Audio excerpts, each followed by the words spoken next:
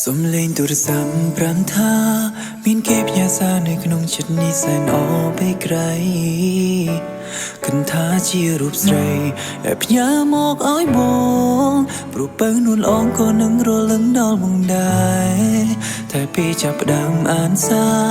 សែនអន់ចិនដាក្នុងចិនអរពាក្យនឹងនិយាយស្ដីគឺជានាងដតីដែលផ្ញើមកឲ្យបងមិនមែននួនអងដែលបងគេងរំពឹងនោះឡើយមនុស្សខ្ញុំស្នេហ៍បដិញទុកខ្ញុំចោលយូរដល់លឹងបើសិនអូនខឹងមកក៏សំទោមានមេតើដឹងទេមកនឹករូបអូនខ្លាំងណាស់ស្នេហ៍តើអូនមានដឹងទេមានស្នេហ៍ថាបងឯកានៅតែចាំសំឡេងសារ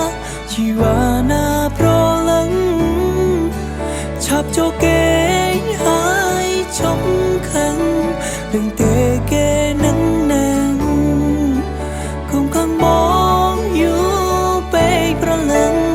ប្រយ័ត្នអូនឆាប់ចាបើឃើញសារសូមតបរហ័ងនឹកនឹងអូនដឹងទេសំឡេងទូរស័ព្ទប្រាំថាមានគេផ្ញើសារនៅក្នុងចិត្តនេះសែនអរពេលក្រៃគិនថាជារូបស្រីដែលផ្ញើមកឲ្យបងព្រោះពៅនួនអងក៏នឹងរលឹងដល់មកដែ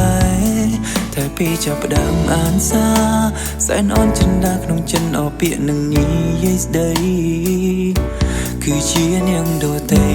ដែលផ្ញើមកឲ្យបងមិនមែននួនអងដែលបងគេងរំពឹងនោះឡើយមនុស្សខ្ញុំស្នេហ៍បដិញទុកខ្ញុំចោលយូរដល់លឹងបើសិនអូនខឹង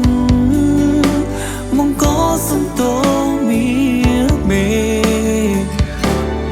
តើដឹងទេមកនឹករូបអូនខ្លាំង